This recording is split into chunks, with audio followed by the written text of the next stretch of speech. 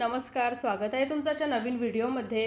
तर आज आहे 1 जानेवारी 2026। नवीन वर्षाच्या तुम्हाला खूप खूप शुभेच्छा। आणि आजचा म्हणजे पहिला दिवस गुरुवारपासूनच सुरुवात होत आहे। तर मस्त आज शाकाहारी गोडाचं जेवण केलेलं आहे नैवेद्यासाठी। तर आज काय काय जेवण बनवलेलं आहे ते पाहूया। तर इथे आहेत चपात्या, इकडे फ्लावर आणि मटारची सुकी भाजी केलेली आहे, वरण, भात,